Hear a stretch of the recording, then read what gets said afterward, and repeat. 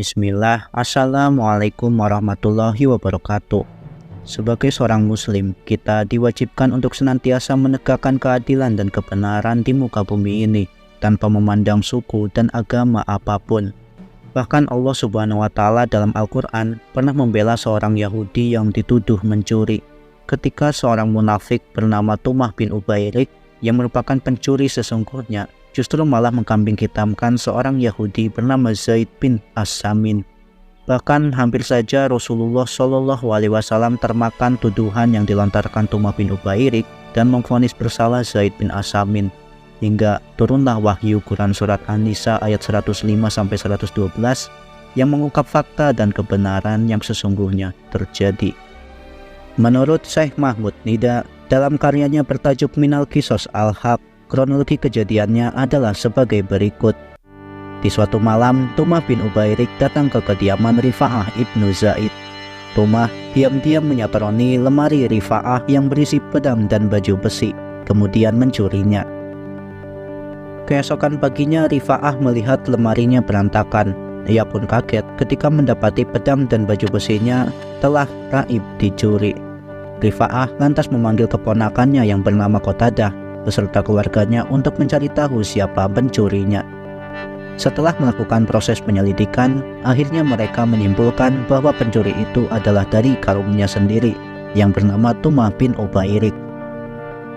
Lantas Qatadah bin An-Nu'man dan beberapa kerabatnya akhirnya menemui Rasulullah SAW untuk melaporkan pencurian yang terjadi di rumah pamannya tersebut dan mengadukan hasil penyelidikan yang telah mereka lakukan. Ketika si pencuri mendengar Qatadah telah melapor kepada Rasulullah dan menyebut dirinya sebagai pencuri, dengan sigap ia berusaha mencuci dirinya. Ia menitipkan pedang dan baju besi itu ke rumah tetangganya, seorang Yahudi yang bernama Zaid bin As-Samin. Pencuri itu lantas menyebarkan kebohongan kepada kerabat dan kaumnya bahwa pedang dan baju besi Rifa'ah ibnu Zaid telah dicuri si Yahudi dan mengajak mereka melapor kepada Rasulullah SAW. Maka dua kelompok pun saling berhadap-hadapan. Qatadah bin An-Nu'man memaparkan argumennya di hadapan Rasulullah bahwa pencurinya adalah Tumah dari Bani Ubairik.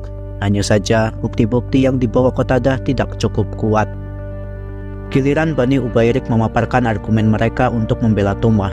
Dengan kelihayannya mereka mencoba meraih simpati Rasulullah SAW. Mereka berkata, "Wahai Rasulullah, sesungguhnya Qatadah bin An-Nu'man dan pamannya Rifa'ah sengaja datang ke sini untuk menuduh salah satu dari keluarga kami yang sejak awal mengimani ajaran Islam yang engkau serukan. Bagaimana bisa ia begitu tega menuduh kami yang muslim ini dengan tuduhan tanpa bukti?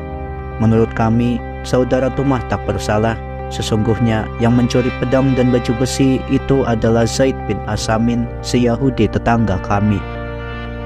Rasulullah lantas menyuruh salah seorang sahabatnya untuk membuktikan omongan juru bicara Bani Ubairik tersebut dengan mencari pedang dan baju besi itu di rumah Zaid.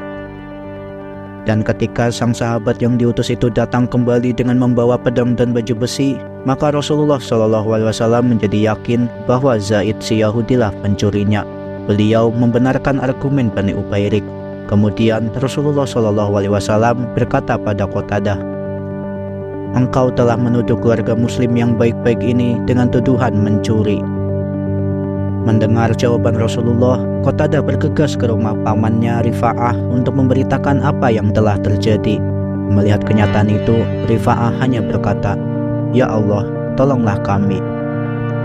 Maka tak lama setelahnya datanglah pertolongan Allah. Diturunkannya wahyu yang mengungkap kebenaran yang sesungguhnya ketika Rasulullah hampir saja membebaskan Tumah dari tuduhan dan menjatuhkan semua kesalahan pada Zaid bin As-Samin si Yahudi yang dituduh.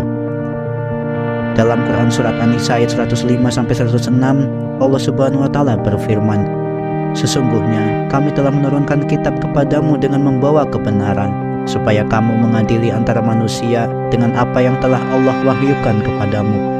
Dan janganlah kamu menjadi penantang orang-orang yang tidak bersalah karena membela orang-orang yang khianat. Dan mohonlah ampun kepada Allah, sesungguhnya Allah Maha Pengampun lagi Maha Penyayang." Quran surat An-Nisa ayat 105-106. Kemudian turunlah ayat 112 yang menegaskan perbuatan tumah. Allah Subhanahu wa Ta'ala berfirman, barang siapa yang mengerjakan kesalahan atau dosa, kemudian dituduhkan kepada orang yang tidak berdosa, maka sesungguhnya ia telah berbuat kebohongan dan dosa yang nyata. Quran Surat An-Nisa ayat 112.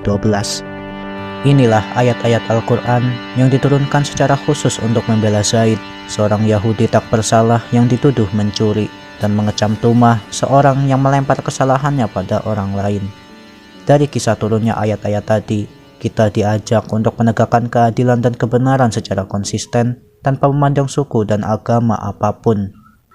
Seseorang yang tidak bersalah meskipun berasal dari komunitas yang kecil dan lemah, namun karena ia benar, maka tidak bisa dizolimi dan ditimpakan kesalahan padanya sebagai kambing hitam. Semoga kita termasuk golongan yang senantiasa mampu menegakkan keadilan dan kebenaran. Wallahu a'lam.